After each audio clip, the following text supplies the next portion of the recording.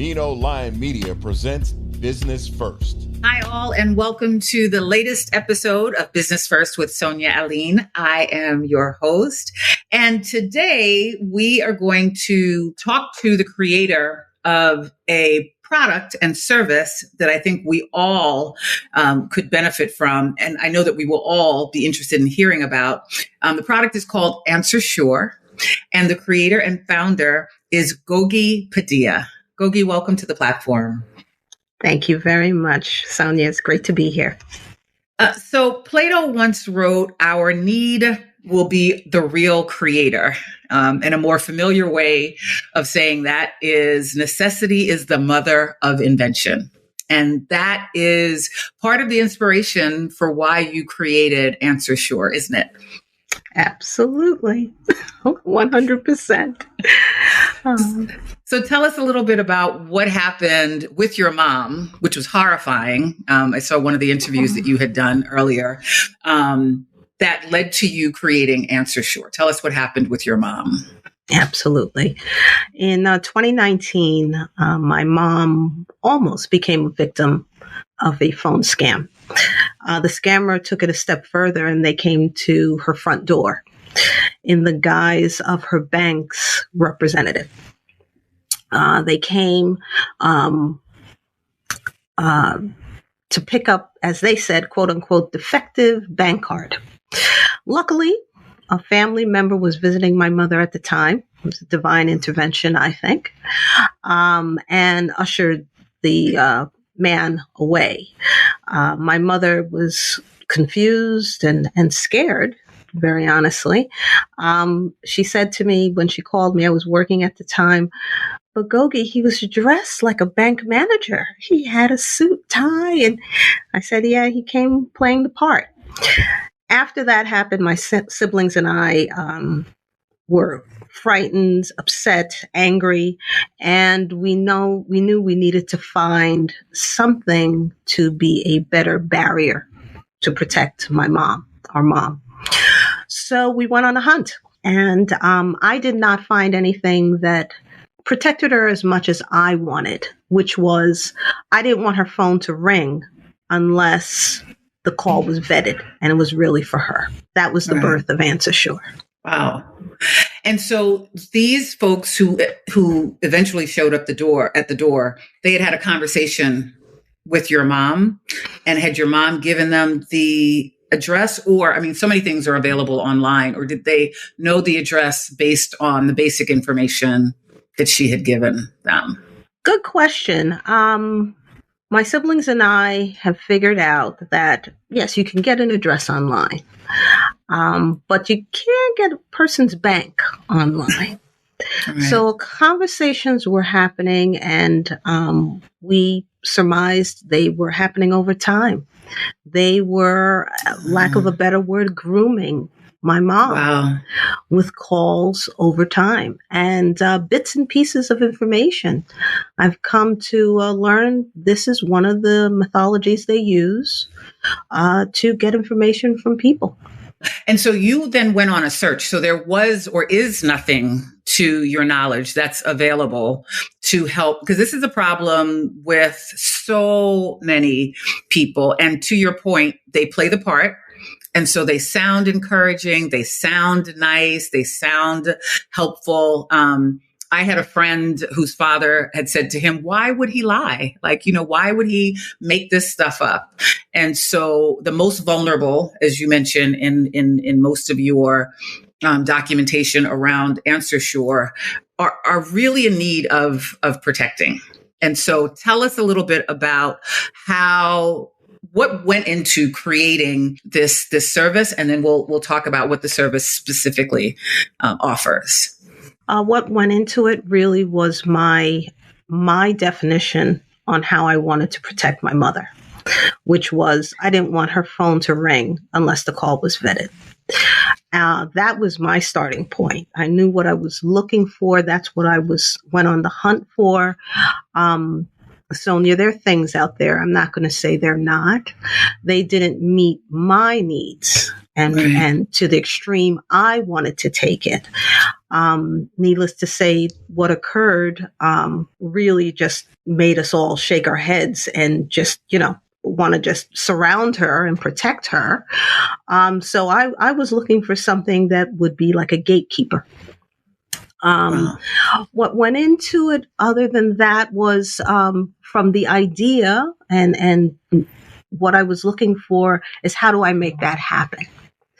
And my background is fundraising. I was a fundraiser in New York City for 30 years. And I really reached for something that I knew and experienced in that arena.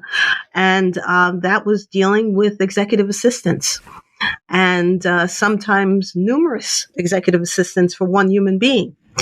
I took that experience and what still exists and just brought it to this particular need. So I didn't create really anything new. It exists, but it doesn't exist for the need that I am using it and with the demographic I am using it. So it's interesting when you said that, because the minute you said vetted their calls, that's exactly what I thought of. I thought of the CEOs or heads of organizations, all who no one can get through to them until a call is vetted through, like you said, the executive assistant. So it's always fascinating to me how because this is a whole new area, fundraising to technology is a very different area for you, but it's always interesting to me. And I hope inspiring to those listening that your background always serves you. There's always something from your past or from the work that you've previously done that will serve whatever this new venture is that you're embarking on. And so the services, so it's available on the landline, it's available on mobile, but tell us what this vetting process is like. On the landline service, we have 2 plans. I'll give you an example. Our representative plan, just what it says, a human being will pick up the client's call. All of the calls. All of the calls within that plan. That client is the representative plan. For our landline services, I must state that a secondary phone line is required. The technology does not exist that you can forward a phone number and receive calls on that same forwarded phone number. The technology for that does not exist. So another phone line is required, and that can be, found from the courier, the telephone courier that the client has. However, once that secondary line is placed, the client would have their phone number, the one that they've been using for 30 years, forwarded to the Answer Sure call center. From that, they will also give us a password. The client creates the password, so it's individualized for them. They've created it. They let Answer Sure know, because that is the tool with the representative service that we would use to vet the call. Call comes in, the Answer Sure rep picks up. Good evening, Answer Sure. To whom would you like to speak? I'd like to speak to Richard Smith. Sure. Do you have Mr. Smith's password? If they have it, the call is put through and will ring on Mr. Smith's phone. If they do not have it with the representative line, a message may be taken, and those messages are time-stamped and date-stamped, and they are sent to the purchaser of Answer Sure.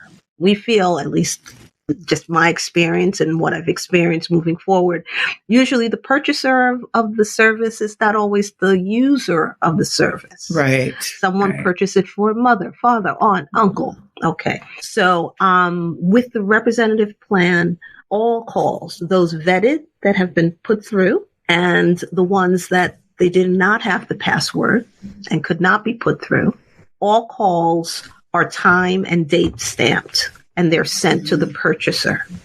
In that way, if a call, someone who's legitimately calling is not able to get through, the purchaser of the service can look at that and reach out to them, give them, explain what's going on, and give them the password. So that's the representative plan. So I was going to say, so it would be important if you did the representative plan that you give the password to the people you would be talking with. And I would imagine for an elderly, and this is an assumption, not to offend anyone, but I would imagine that the list wouldn't be as long or typically as long as it might be for someone who's engaging in business or someone who has a lot more phone activity than an elderly person. So, and for the automated service. The automated service, again, that secondary phone line is required. With that service, the caller would need to have a numeric code.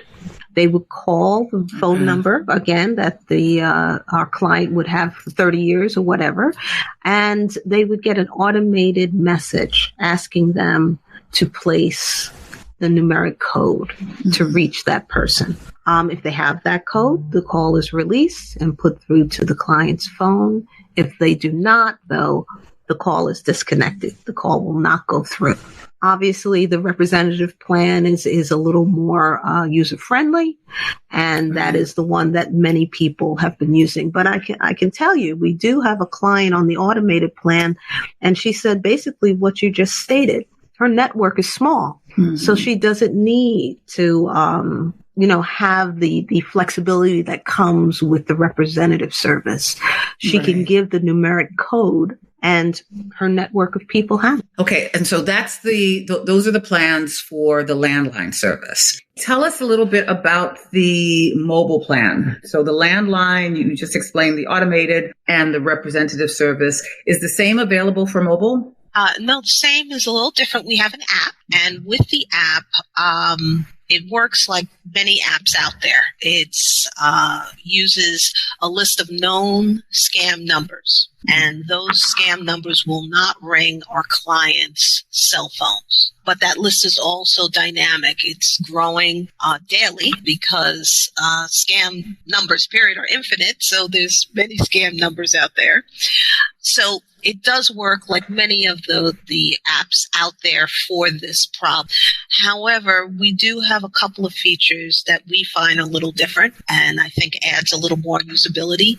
In our research, there were two areas in which people were finding some level of frustration. It was in the need to remember passwords and logins. And it was also in they felt the lack of communication with the office, the app creators, the company. So we created remote subscribing for our app that allows someone else, a son or daughter, to place it on their mother and father's phones, and only the purchaser, son or daughter, needs to have a login and password.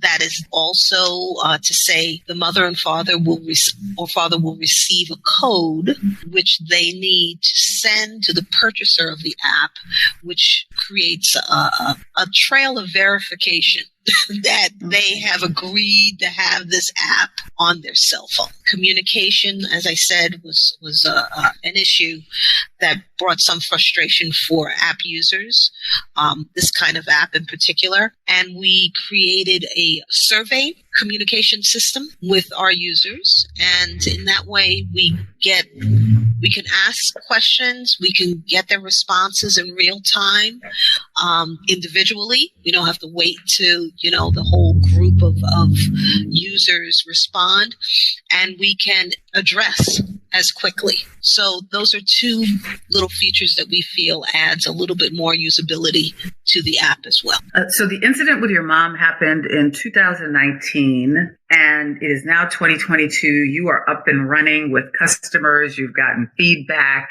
How are you able, we went through a pandemic, how are you able to move so quickly? Well, fear is fuel. It was for me. It was my mom, and keeping her safe.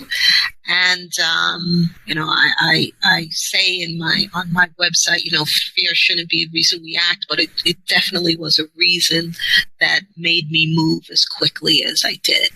You say it's quickly. I think it's a little slow, to tell you the truth. But when did you launch? When did you launch? Well, 2021, April 2021. Wow. But it was, the timing was what it needed to be to create what I currently have. So I'm thankful. Yeah, I have to say it was a lot of trial and error. I have fantastic support system. I have a network of family and friends that just, they were on my ship. And, I'm very fortunate. I have a partner, a husband that, he just said, go for it. I have to be very honest, Sonia. I wasn't looking to create a company. I was looking just to protect my mother. And it worked out so well, I have to say, that my husband said, I think you're not the only daughter trying to do this. Why don't you take a leap, And I did. So I blame it on him. Well, how great it is to have a partner that would suggest take a leap. That is incredible. What would you say to folks who are sitting with an idea that they know could serve their community, serve their family, serve humanity, and particularly like you, it's in an area that you're unfamiliar with. It's new territory. What would you suggest to someone who's sitting there with this great idea in terms of just how to take the next step, to take that leap?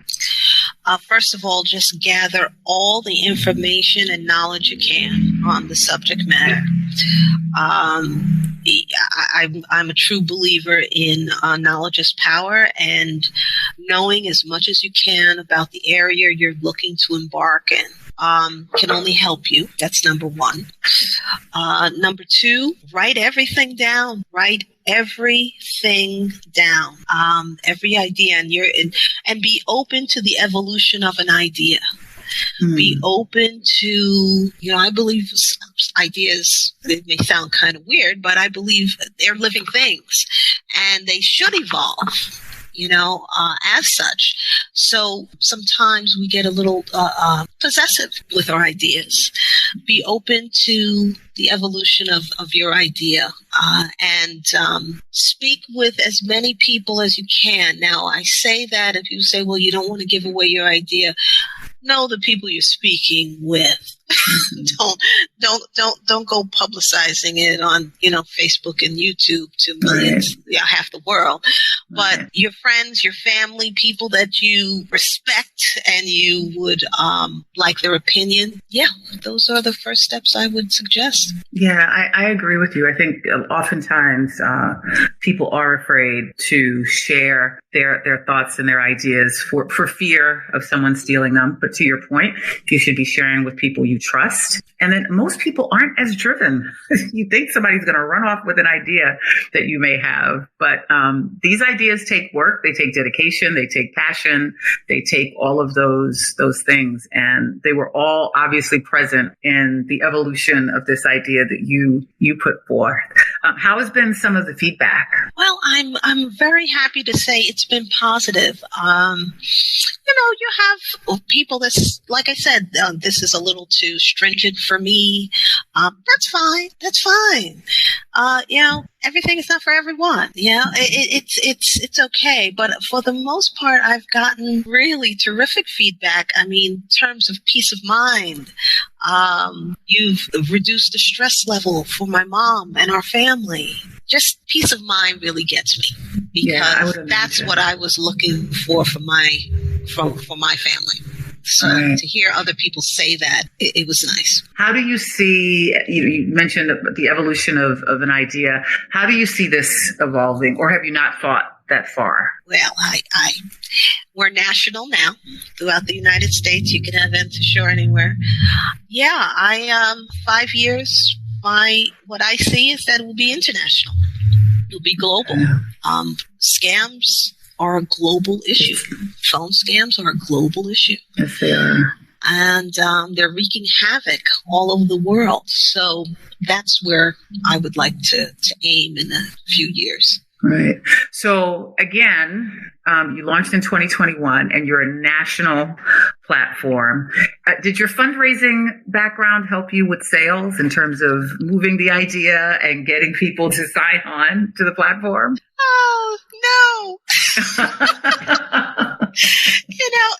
It's a very different thing raising money for someone or something else than raising money for yourself. Mm-hmm. I find it challenging. I'm learning though. I have to say, this was something, and I think that's one of the reasons that it may seem to have moved as quickly as it did. I used my own funds. This was something, like I said, fear was fuel, and I needed it up. I couldn't wait. I wanted everything done. So it was out of my pocket. And so what process are you using to attract new customers? Of course, doing interviews like this are helpful.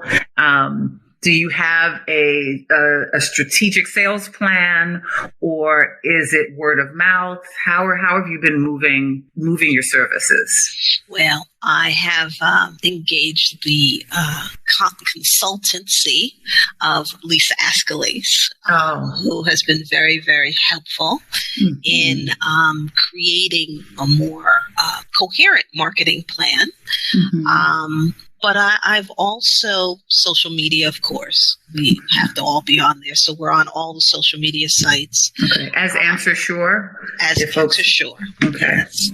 And I have really discovered there's these pockets of organizations that work within the senior elder demographic that has been very, very helpful to me. This is something I didn't know existed, but it does. And from that, I've been meeting a lot of people. Yes, podcasts, but I'm going to be having an article placed in a newspaper here in New Jersey. So I'm very happy about that. And I've gotten in my car and driven around and gone to senior communities. I've hit the pavement. So we're doing a multi-prong approach, Sonia. People don't know you exist. They can't even look for you. So I am, they say papering. I'm papering. I'm going everywhere. Wow. What would you say and maybe it's just not one, but your biggest lessons from this whole process? From start to finish? Not even finish, from start through the process. That's a really great question. One I have not heard. No one's asked me that. I've done this my fourth podcast. Okay, my biggest lesson it may sound corny, but belief in oneself goes a long way. Belief in knowing your why you're doing something can really get you through a lot of question marks and fears. Having your why as your destination, very honestly. Having your why move you forward. Also, I've never thought of myself as being courageous, but I've discovered I'm really courageous. That's what I discovered about me. I do. I've always had it. I just never thought I did. And I'm using that. Wow. I'm using that. That's incredible self-discovery. Yeah. So I don't think that any of your answers have been corny, because I think the folks who are stuck and folks who are frustrated in, their work or moving an idea that they have is because of what you just said, that they haven't been strong, they didn't have strong belief in themselves, right? And they're not sure of what their why is. And so the fact that you can share that, I think, is incredible. And how wonderful that is to discover your courage to be able to move, your ideas forward and have a product that not only is going to help your mom, but is going to help so many other mothers and aunts and uncles in this journey. And so how can we follow you? You mentioned that you're on all the platforms? All the platforms. Okay. And so including LinkedIn and yes. Okay, very good. As Answer Sure. As Answer Sure. Right. our website, www.answersure.com. And we have a phone as well. I most likely will be the one picking up, but that's fine. Okay. I'll do it. It's 732-702-0010. And like I said, most likely it'll be me, so just say hi, Gogie. We will. We will. Thank you so much for sharing your journey, your story, your lessons. And we wish you the best with everything. Thank you for being here. Thank you. Thank you very much. And thank you all for listening. We'll be back again next week with another great guest. Take care and have a wonderful week. The Business First podcast is hosted and produced by Sonia Aline. Associate producer, Ariel Mancebo. Executive producer, Ken Johnson. Find the Business First podcast on Apple Podcasts, Stitcher, Spotify, Amazon Music, iHeartRadio, or wherever you get your podcasts. And on social at business_first_podcast on IG. The Business First podcast is a Mean Old Line Media production.